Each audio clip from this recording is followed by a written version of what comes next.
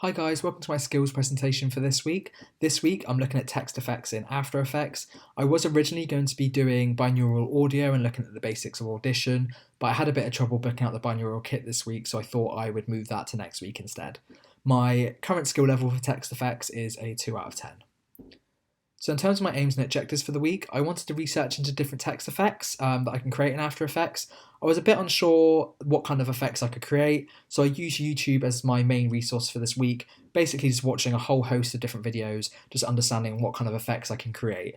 I have previously seen a rolling text effect I wanted to create, and funnily enough, my place of work actually wanted me to create this week, so I kind of tied this in with my presentation this week, kind of using them as a client.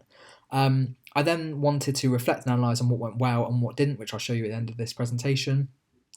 This is how I split up my workload this week. So I did a bit of pre-research and just comprehending the different effects. Like I said, I use YouTube as my main resource to understand what different ones I could create.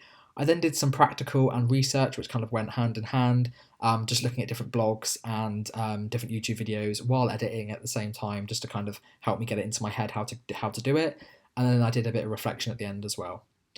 So the first effect I used that I created was the shifting effect. So I used these two YouTube videos first. They were both around 6 minutes, so very easy to do. But there are a lot of steps to actually creating this effect, which surprised me, to be honest. So at first I created a new composition and then created two different text layers. So one just saying traveling to, and then another text layer with different locations underneath each other. I then used the keyframing to move up the locations one by one, and then keyframing in, up, keyframing in, just using the position keyframing as well, just to be able to create the effect.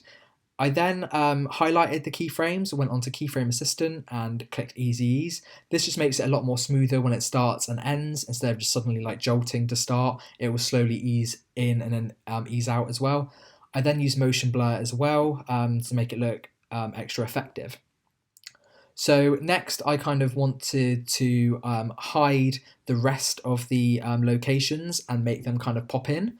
So I had to right click, new solid, and hide that layer, and then use the rectangle tool to kind of highlight where I wanted the words to pop in.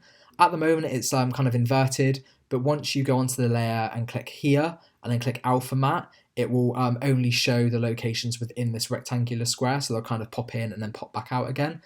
I also use the speed graph editor as well, which I've never actually used before, and this allows you just to control how fast you want something to come in, and yeah, it just basically controls the speed. So this is what I managed to create.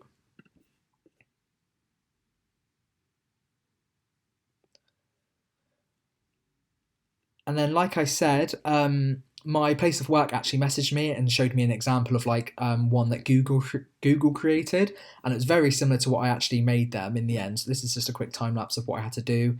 With this video, I didn't watch the YouTube tutorial alongside it. I did it just from memory after watching the YouTube tutorial, just to help it kind of cement into my head. I didn't want to just watch a tutorial alongside it because I just felt like that wasn't best for my development. And then I managed to create this for them, which they were really happy with. So these effects were already presets on After Effects, and even though I made minor adjustments with my previous knowledge, such as using Easy Ease and the speed graph, I definitely wanted something a little bit more challenging. I felt this was just a case of just like dragging and dropping it, considering they're already presets. But I used this video here, which is really effective and helped me loads. And this one was just like a decoder encoder effect. So these ones here, I feel as though some tutorials are either super hard to follow and more at a professional level, or they're really simple and just a case of dragging them from the effects panel and just playing around with them. However, these clips are more of just like a midpoint between this. They definitely required a lot more keyframing and kind of messing with the speed graph compared to the 3 videos beforehand. So this one just used a lot of opacity and position keyframes, and this one used the drop shadow effect and also the tracking type and tracking amount as well. I didn't know too much about what these did, but they definitely affected the opacity when they kind of came in to begin with. I then did it again without looking at the YouTube video, again just to get it into my head and just help for my own development, and I managed to create it, which looked really effective and went really well. So in terms of my reflection, there's just so many different tutorials available on YouTube to learn. It's just a case of just choosing ones that you really want to learn and just grasping that. I was able to apply different techniques such as easy ease and utilize the speed graphs for other effects, which was really, really helpful, and it's something new that I learned. And I found that many tutorials use plugins as well, which might be worth exploring in the future. But I clicked on at least 10 different videos that use plugins, so um, it might be something worth exploring.